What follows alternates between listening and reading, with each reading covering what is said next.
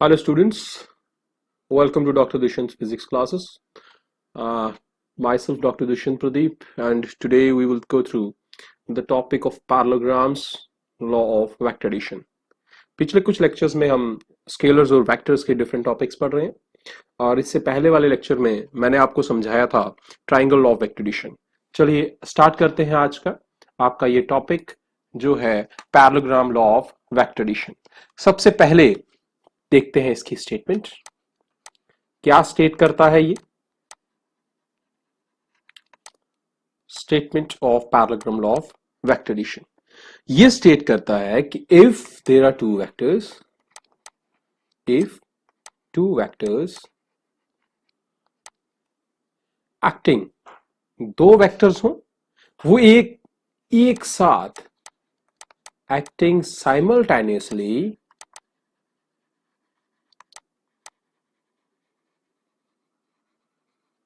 Acting simultaneously at a point. इसका मतलब है कि अगर दो वेक्टर सेम पॉइंट से ओरिजिनेट हो रहे हो, एक ही पॉइंट से ओरिजिनेट हो रहे हो, आर रिप्रेजेंटेड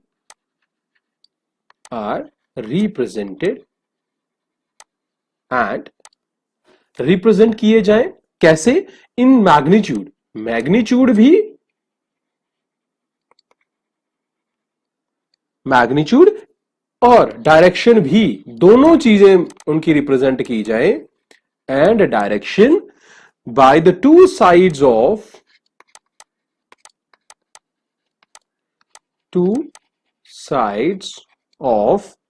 अ पैरेललोग्राम। दो साइड्स किसकी?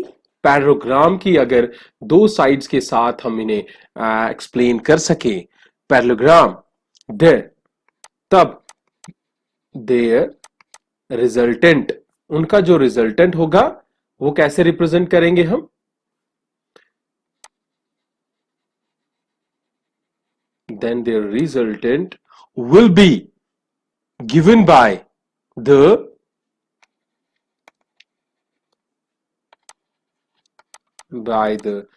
magnitude and direction किसकी? of the diagonal, कौन सा डायगोनल? जो सेम पॉइंट से ओरिजिनेट हो रहा हो।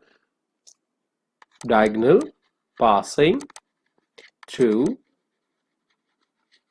सेम पॉइंट, एक ही पॉइंट पे तीनों चीजें ओरिजिनेट होनी चाहिए, एक ही पॉइंट पे तीनों चीजें ओरिजिनेट होनी चाहिए। अगर आपके पास क्या है? अगर आपके पास है भाई आपके दो साइड्स हैं, वही पे ओरिजिनेट होने चाहिए दोनों साइड्स, दोनों का कॉमन ओरिजिनल पॉइंट होना चाहिए और उसी पॉइंट से ओरिजिनेट होने वाला डायगोनल जो है वो देगा आपको रिजल्टेंट उन दोनों वेक्टर्स का। ठीक है, ये बताता है आपका parallelogram law of vector addition. चलिए मैं समझाता हूं आपको अब ये क्या कहता है। तो ग्राफिकली मैं आपको कैसे समझा सकता हूं इस स्टेटमेंट को? तो ग्राफिकल मेथड से, ग्राफिकल रिप्रेजेंटेशन आपको कैसे मैं देता हूं आपको।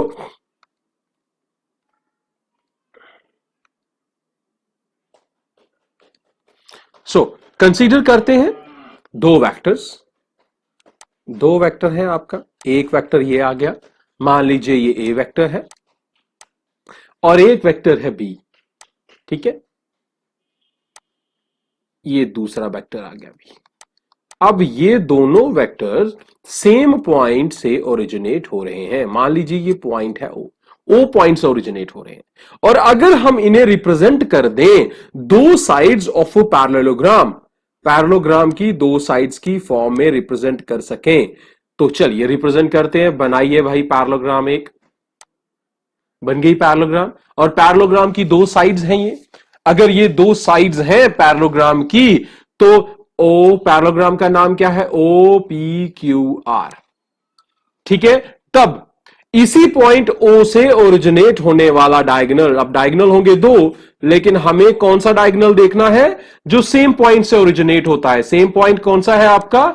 ओ, उसका मतलब है resultant will be given bye, resultant किसके साथ रिप्रेजेंट होगा भाई? रिजल्टेंट होगा रिप्रेजेंट उस डायगोनल से, और उस diagonal O Q with magnitude as well as direction, that will be the sum of vector OP plus OR।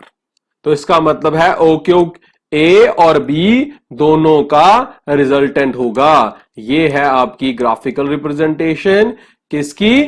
Parallelogram law की, जो कहता है कि अगर दो वेक्टर्स, यहां पे हम ए और बी ले रहे हैं, can be represented in direction and magnitude with the help of two sides, कौन सी side? originated from a same point of a parallelogram, then the resultant will be given by the diagonal originating from the same point। चलिए, ये थी इसकी graphical representation. अब चलिए निकालते हैं, magnitude निकालते हैं इस रिजल्टेंट का, और मैग्नीट्यूड के साथ साथ उसकी डायरेक्शन या जिसे हम स्लोप कहते हैं वो निकालेंगे।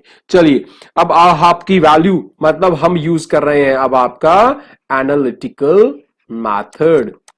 तो एनालिटिकल मैथड अब यूज करेंगे। तो चलिए कंसीडर करते हैं आपके पास पॉइंट्स, यूज करते हैं ये डायग्राम, ध्यान से देखना इस डायग्राम को। आपके पास एक वेक्टर ये आ गया, इस वेक्टर में ये आ गया, और दूसरा वेक्टर आ गया ये।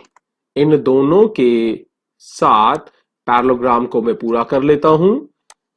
पैरेललोग्राम है तो opposite side would be same in direction as well as magnitude. So you are going to have, आपके पास क्या है? आपके पास एम एन ओ पी, ये चार वर्टेक्स हैं। सो एम हम ले रहे हैं ओरिजिनेटिंग पॉइंट, एम से निकल रहा है आपका एक वेक्टर और दूसरा भी, और इसी पॉइंट एम से निकलने वाला जो डायगोनल होगा वो देगा भाई आपको रिजल्टेंट, वो देगा आपको रिजल्टेंट। मान लीजिए आपका जो एम एन वेक्टर है उसे हम रिप्रेजेंट कर रहे हैं ए वेक्टर से, और एम पी वेक्टर जो है उसे रिप्रेजेंट कर रहे हैं बी वेक्टर से। According to parallelogram law, the diagonal M O should represent the resultant, means आपका रिजल्टेंट जो आर वेक्टर है उस that should be equal to A vector plus B vector. हमें इस आर वेक्टर का मैग्नीट्यूड भी निकालना है और निकालना है साथ में इसका डायरेक्शन भी, मतलब इसका स्लोप भी। चलिए अब हम क्या करते हैं, हमें यहां पे यूज करते हैं ट्राइंगल। आपके इस पैरेललोग्राम को दो हिस्सों में डिवाइड कर देते हैं। एक आपकी ये एम एन ओ ट्राइंगल बन गई और एक बन गई M O P. M N O में एम एन जो है उसका मैग्नीट्यूड ए के बराबर है। एन ओ जो है that is opposite to b vector, so ये भी बी वेक्टर ही होगा, तो इसका मैग्नीट्यूड किसके बराबर हो गया? बी के बराबर हो गया। ठीक है, और जो आपका एम ओ है, जो हाइपोटेन्यूज लग रहा है यहां पे, अगर हमारे पास राइट एंगल ट्राइंगल होती तो एम ओ जो आपके पास यहां पे रिजल्टेंट है, तो इस रिजल्टेंट का मैग्नीट्यूड आर है और इस आर का हमने वैल्यू निकालनी है। डन। चलिए अब हम क्या करते हैं, जैसे हमने triangle law of vector addition में किया था, एमएनओ ट्राइंगल को राइट एंगल ट्राइंगल में कन्वर्ट करने के लिए हम ओ से ड्रॉप करते हैं एक परपेंडिकुलर। चलिए ओ से एक परपेंडिकुलर ड्रॉप कीजिए और ए वेक्टर को एक्सटेंड कीजिए। ठीक है, कहां तक एक्सटेंड कीजिए? एक्स तक। और मान लीजिए थीटा एंगल है ए वेक्टर और बी वेक्टर में। थीटा क्या है? Theta is angle between A vector and B vector. A vector और बी वेक्टर के बीच का एंगल कौन सा है? थीटा। और बीटा जो है वो अलाइनमेंट है किसकी? रिजल्टेंट वेक्टर की। ठीक है, तो चलिए अब हम यूज करते हैं पाइथागोरस थ्योरम। किस में यूज करते हैं? In triangle. कौन सी ट्राइंगल लेंगे हम ट्राइंगल लेते हैं आपकी एम ओ एक्स। कौन सी ट्राइंगल लेते हैं? एम ओ एक्स, क्योंकि इसी ट्राइंगल का जो हाइपोटेन्यूज है वो ही हमारा रिजल्टेंट है। तो इस ट्राइंगल में R is equal to under root, या आर स्क्वायर ले लीजिए तो रूट नहीं रहेगा, आर क्या है? हाइपोटेन्यूज। हाइपोटेन्यूज क्या होता है? Sum of the base square and perpendicular square. Base कौन है? बेस है आपका एम एक्स, तो एम एक्स का स्क्वायर, प्लस परपेंडिकुलर कौन है? परपेंडिकुलर है एक्स ओ, तो एक्स ओ का स्क्वायर हो गया। डन। चलिए अब चलते हैं आगे थोड़ा सा। अब हमें थोड़ी सी इनकी वैल्यूज चाहिए।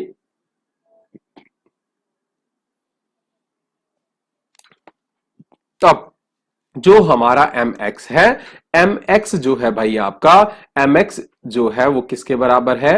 M N plus N X के। तो ये आ गया इसका स्क्वायर प्लस एक्स ओ का स्क्वायर। अब हमारा काम क्या है? एम एन मेरे पास है, एम एन मेरे पास है, मुझे चाहिए एन एक्स। तो एन एक्स देख लीजिए क्या है? एन एक्स इस छोटी ट्राइंगल ओ एन एक्स में बेस है, और इस ट्राइंगल का हाइपोटेन्यूज मुझे पता है, बेस एन एक्स है। तो N X upon hypotenuse base upon hypotenuse किसके बराबर हो जाता है? कॉस के बराबर हो जाता है। तो यहां पे मैं यूज कर लेता हूं इसी वैल्यू को, इसी टर्म को। तो एन एक्स मेरे पास हो जाएगा बी कॉस थीटा। इस ट्राइंगल में ये बन गया बी कॉस थीटा। इसी तरह से इसका परपेंडिकुलर ओ एक्स जो है वो बन जाएगा बी साइन थीटा। तो भाई ये दोनों वैल्यूज अपनी इस टर्म में डालिए, तो हमारे पास बन जाएगा एम एन बन जाएगा ए प्लस एन एक्स बन जाएगा बी कॉस थीटा, ये, और इसका बन गया स्क्वायर प्लस एक्स ओ का स्क्वायर। एक्स ओ क्या है? बी साइन थीटा का whole square. So it is B square sine square theta, और रूट है भाई थ्रू आउट आपकी टर्म पे। चलिए अब हमें और कोई टर्म नहीं चाहिए, हमें सिर्फ इसी को सॉल्व करना है। So let's move towards this one. चलिए अब हमारे पास जो आर है, जो रिजल्टेंट का मैग्नीट्यूड है, यहां under root A plus B cos theta का whole square. So you can write it down, A square plus B square cos square theta. A plus B का होल स्क्वायर का formula लगाना है हमने, so that is 2 B cos theta. ये बन गया, क्योंकि यहां A square A plus B का होल स्क्वायर का फॉर्मूला लगा रहे हैं। बी यहां पे अकेला नहीं है, बी यहां पे बी कॉस थीटा है, प्लस आपके पास ये लास्ट वाली टर्म, ये वाली पहले ही है, B square sine square theta. तो आपके पास ये टर्म बन गई। अब देखिए लास्ट वाली टर्म और ये वाली टर्म दोनों में बी स्क्वायर कॉमन है, और बीच में बच रहा है cos square theta plus sign square theta, वो होता है 1। So you got a 2ab cos theta.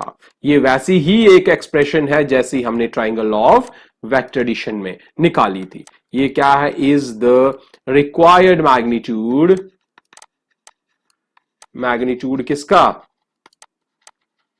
Required magnitude of resultant of a vector and B vector. ठीक है, रिजल्टेंट आ गया हमारे पास। अब हमें निकालनी है इसकी डायरेक्शन। अब हमें निकालनी है डायरेक्शन। अब डायरेक्शन की बात करते हैं। डायरेक्शन हमें देगा कौन? डायरेक्शन हमें देगा स्लोप। क्या कौन देगा हमें direction? Direction of R vector. R vector की डायरेक्शन कौन देगा हमें? स्लोप। ठीक है, और स्लोप हमें पता है कौन देता है? टैन, और टैन के साथ बन गया angle beta. Tan angle beta बन गया। देख लीजिए, tan of angle beta, beta he angle है, ये एंगल है बीटा।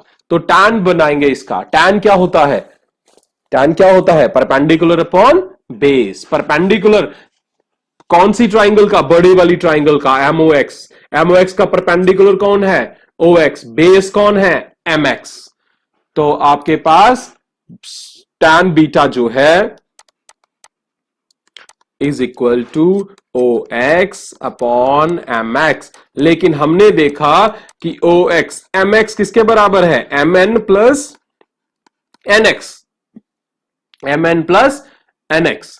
तो ये देखिए एम एक्स जो है आपका M N plus N X. ठीक है, अब ओ एक्स की वैल्यू हमने निकाल दी बी साइन थीटा।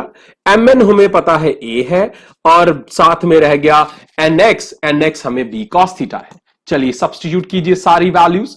सारी वैल्यूज जैसे ही हमने सब्स्टिट्यूट की, OX आपके पास आ गया B sine theta upon A plus B cos theta. ये बन गया आपका टैन बीटा। टैन बीटा बन गया। मुझे स्लोप के साथ अब मुझे चाहिए वो बीटा, सिर्फ बीटा की वैल्यू मुझे चाहिए, तो बीटा की वैल्यू मैं निकाल लूंगा यहां से। Beta will be the tan inverse, tan inverse, ये इनवर्स ट्रिग्नोमेट्रिक फंक्शन है, B sine theta upon A plus B cos theta is the expression for slope। किसकी?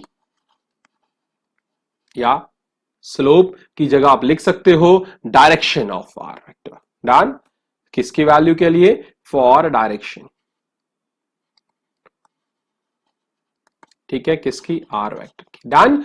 तो ये था आपका टॉपिक जो हम स्टडी कर रहे थे parallelogram law of vector addition में। अब इसके बेस पे आपके पास काफी क्वेश्चंस आ जाएंगे। नेक्स्ट जो लेक्चर होगा वो इस पे न्यूमेरिकल एनालिसिस ही होगा, इन्हीं दोनों triangle law of vector addition और आपके parallelogram law of vector addition में। आप इसके थ्रू जाइए। अगर आपको कोई भी प्रॉब्लम है, let me know about that. मैं आपको उस प्रॉब्लम को सॉल्व करने की कोशिश करूंगा। नेक्स्ट लेक्चर भी हम ले सकते हैं। आपके सामने आपकी स्क्रीन पे मेरा ईमेल एड्रेस है और मेरी वेबसाइट भी है। So please share and subscribe the channel. सबसे पहले सब्सक्राइब ही कीजिए इस चैनल को। चलिए मिलते हैं नेक्स्ट लेक्चर में। Thank you very much. Still then share, subscribe the channel, enjoy doctor Dushyant physics classes. Good bye.